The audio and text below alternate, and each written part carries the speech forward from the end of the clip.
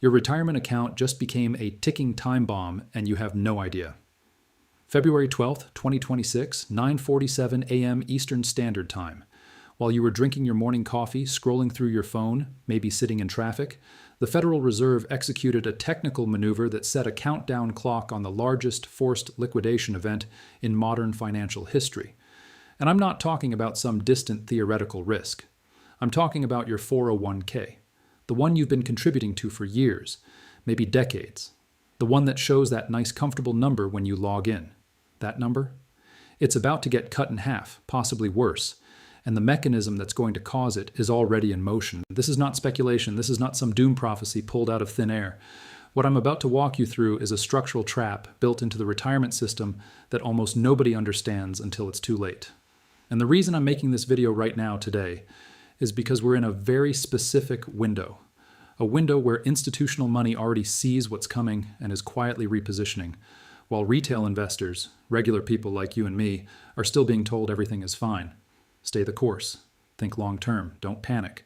But here's what they're not telling you. The Fed's move on February 12th wasn't a policy adjustment. It was a preparation protocol. They expanded the overnight reverse repo facility limits from $160 billion per counterparty to $500 billion per counterparty. Now, I know that sounds like bureaucratic nonsense, but stay with me because this is where it gets critical. That expansion means the Fed is preparing for institutions to park absolutely massive amounts of cash overnight because they don't trust anywhere else to put it. At the exact same time, they adjusted the interest on reserve balances rate 15 basis points above the federal funds rate. Translation? They're paying banks to hold cash at the Fed instead of lending it out into the economy. Think about that for a second. The central bank is incentivizing financial institutions to hoard liquidity. That is not something you do when the economy is healthy and credit is flowing smoothly. That's something you do when you're expecting a credit event, when you're preparing for something to break. And in the 72 hours after this announcement, $89 billion flooded into money market funds, institutional cash running out of equity positions, $43 billion in mutual fund redemptions from large cap equity funds in 1 week. Corporate insiders, the CEOs and CFOs who actually run these companies, sold $37 billion of their own stock in the last 30 days. That's the highest insider selling ratio we've seen since late 2007. Write this in the comments right now. Do you know what percentage of your 401k is in stocks? Not a guess, the actual number. Because if you don't know that number, you're about to find out why it matters more than anything else in your financial life. Let me take you back to September 2007 for a second. The Fed cut interest rates by 0.5%. CNBC threw a party. They literally called it the Bernanke bailout. The market rallied 2.5%. Everyone exhaled. Crisis averted, right? Credit crisis solved. Then October happened. Then November. Bear Stearns collapsed in March 2008. Lehman Brothers went bankrupt in September. And by the time the dust settled, the S&P 500 had fallen 57% from peak to trough. That rate cut in September 2007 wasn't a rescue operation. It was a signal that something was already broken under the surface. The smart money saw it. The institutions repositioned. Retail investors got slaughtered because they believed the narrative that everything was under control. Fast forward to February 12th, 2026.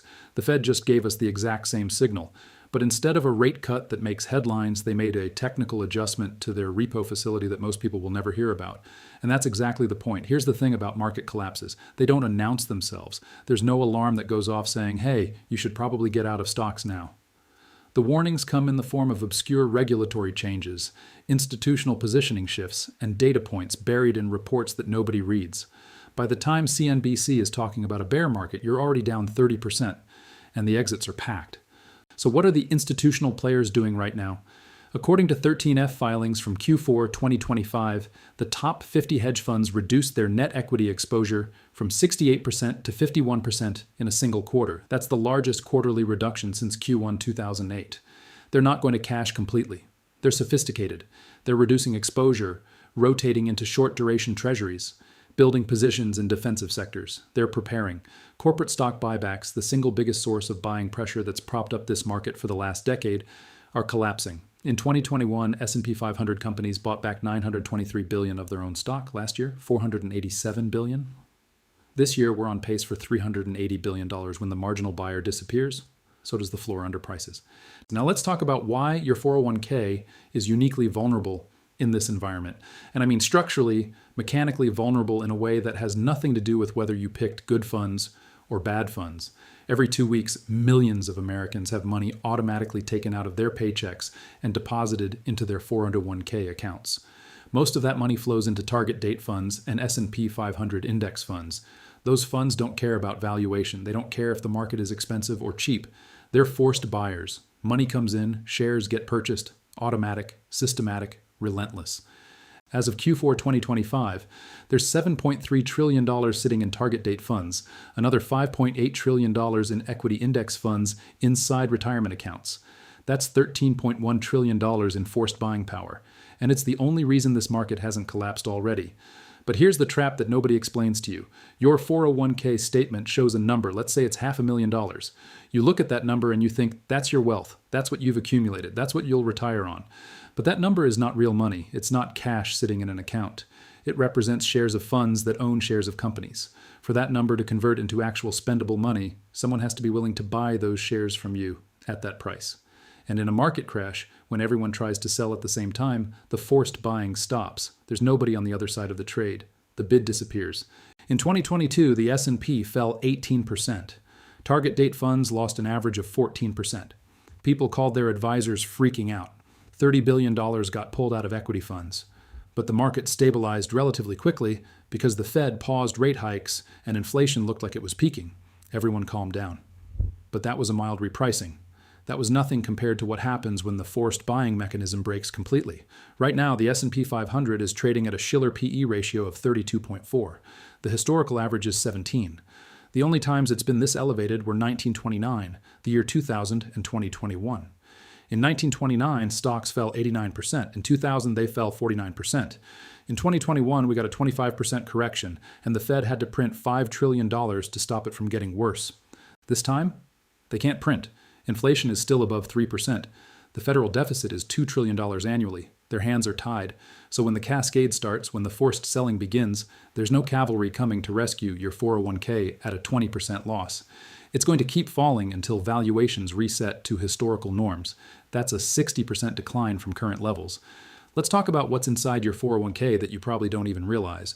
Your target date fund owns corporate bonds. Your balanced fund owns corporate bonds. That stable value option in your plan?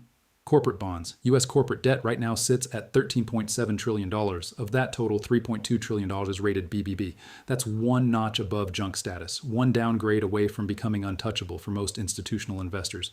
When the economy slows down, when revenues disappoint, when profit margins compress, those BBB bonds start getting downgraded. And when they get downgraded to junk, pension funds, insurance companies, and other institutions that have mandates requiring investment-grade holdings are forced to sell. Not because they want to, because they have to. That forced selling creates a cascading price collapse in the bond market, and your safe allocation inside your 401k gets destroyed right alongside your stock allocation. Here's the mechanics of how the whole thing breaks. The market drops 10%. Media calls it a healthy correction. Normal volatility. Everyone stays relatively calm. Then it drops another 8%. Now you're down 18% total. Headlines start turning negative. Retail investors start calling their advisors, asking if they should do something. Advisors say, stay the course, don't panic, think long term. Market drops another 7%. Now you're down 25%. That's officially a bear market. Fear starts creeping in. Target date funds start seeing redemptions. People close to retirement who can't afford to lose another dime start pulling money out. Those funds have to sell stocks to meet the redemption requests. That selling pressure accelerates the decline. Now you're down 30%, full panic mode. Everyone wants out at the same time. But here's the problem. There's nobody on the other side buying. The forced buying from 401k contributions isn't enough to absorb the selling pressure from the redemptions. High-frequency trading algorithms that provide liquidity in normal markets detect the elevated volatility and shut down. Market makers widen their spreads. Suddenly you want to sell, but the only bids are 10, 15, 20% below the last trade. Circuit breakers start tripping. Trading gets halted. And your 401k? It's frozen. You can't even access it if you wanted to. This isn't a hypothetical scenario I'm making up. This exact sequence happened in March 2020. The S&P fell 34% in 33 days. The only reason it didn't go to 50 or 60% was because the Fed printed $4 trillion in 8 weeks and bought everything that wasn't nailed down. Corporate bonds, mortgage-backed securities, municipal bonds. They backstopped the entire market. But they can't do that again. Not with inflation still elevated. Not with the political environment completely different than it was in 2020. So what do you actually do? Because I'm not here to just scare you and leave you paralyzed. I'm here to give you a concrete game plan. 3 moves that reposition your wealth before this cascade accelerates. And we need to be very clear about something. You can't stop this from happening. This is a macro-level structural issue that's bigger than any individual investor.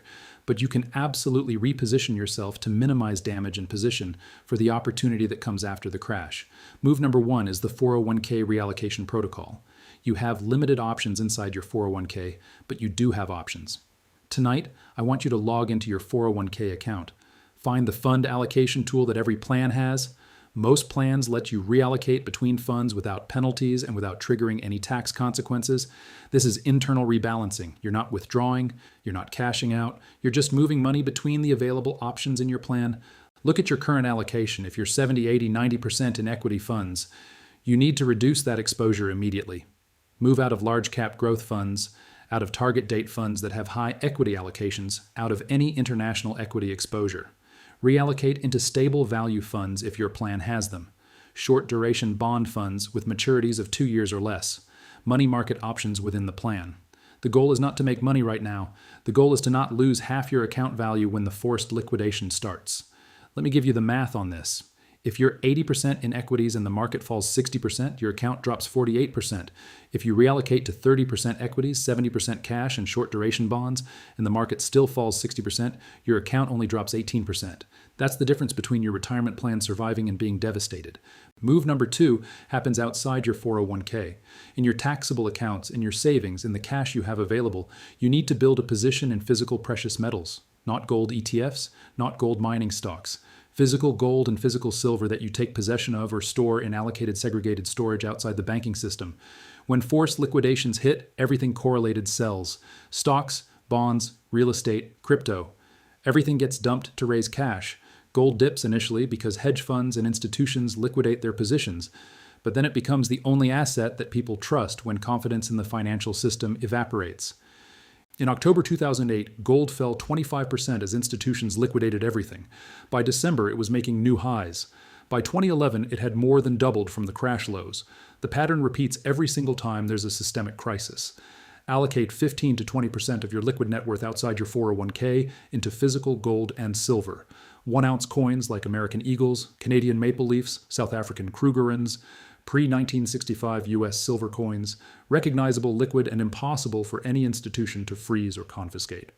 Move number 3 is building dry powder for the other side of this crash. This is how generational wealth gets created. In March 2009, the S&P hit 666. Blue chip companies were trading at 5 times earnings. Real estate was 50% off peak prices. If you had cash at that moment and the courage to deploy it, you turned $100,000 into $500,000 by 2015, just buying the index. The wealth transfer happens from the unprepared to the prepared, from the people who panic sold at the bottom to the people who had cash ready to buy. Build a cash reserve of 30 to 40% of your investable assets outside your 401k. Park it in 13-week or 26-week Treasury bills bought directly through Treasury Direct. Park it in FDIC-insured accounts at multiple banks staying under the $250,000 insurance limit per institution. Park it in money market funds that only hold government securities. The goal is safety and liquidity. You're not trying to earn a return right now. You're preserving capital so you can deploy it when fear is at maximum and asset prices have collapsed. Let me give you the probable timeline for how this plays out over the next 90 days so you know what to watch for and when to act. Right now, we're in the calm before recognition phase. The Fed's February 12th move hasn't been analyzed by mainstream financial media. Retail investors are still buying dips. The narrative is still that any pullback is a buying opportunity. But underneath the surface, institutional money is repositioning. Insider selling is accelerating. Money market funds are seeing record inflows. Over the next 30 days, watch for earnings reports to start disappointing. Watch for corporate guidance to get cut. Watch for credit spreads on corporate bonds to widen. The market will be choppy, range-bound, small rallies followed by sell-offs. This is distribution, smart money selling to dumb money. Then somewhere between day 30 and day 60, recognition begins. The market breaks below key technical support levels. The 200-day moving average fails. Momentum shifts definitively negative. Financial media will still be calling it a correction, a healthy pullback, a buying opportunity. They're always the last to recognize what's actually happening. Between day 60 and day 90, the forced liquidation cascade begins. Target date funds see redemptions, passive index funds see outflows. The buying pressure that held the market up for years becomes selling pressure that accelerates the decline. Circuit breakers start tripping. Treasury yields spike as bonds get sold to raise cash. Gold dips sharply and then reverses violently higher. By the time you're 90 days out from today, the market is down 30 to 40% from the peak. Panic is widespread. Your co-workers are talking about their 401k losses. Financial media is in full crisis mode, and eventually, the Fed steps in, but not at 20% down, at 50% down. They launch some new emergency program. They backstop markets, they guarantee things, but by then, the damage is done. The wealth transfer is complete. Here's what your financial advisor is never going to tell you. The system is designed to keep you in equities. The default option in almost every 401k plan is a target date fund that keeps you 70 to 90% in stocks until you're within 5 years of retirement. Why? Because if everyone reallocated to cash and bonds at the same time, the market would collapse immediately. The system depends on you staying invested. Your contributions every 2 weeks are the forced buying pressure that holds prices up. Your advisor makes fees on assets under management. If you move to cash, their fees go down, so they'll tell you to stay the course, to think long term, to not try to time the market. And historically, that advice has worked. Staying invested through downturns has been the right move.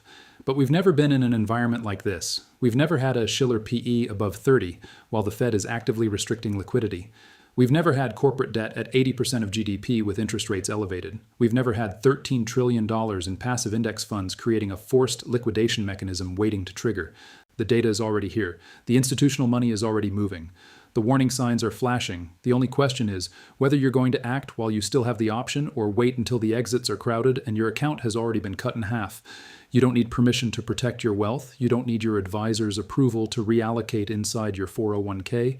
You don't need to wait for mainstream media to confirm what's happening. So here's where we are. The Fed triggered the countdown on February 12th. Institutional money is repositioning while retail investors are being told everything is fine.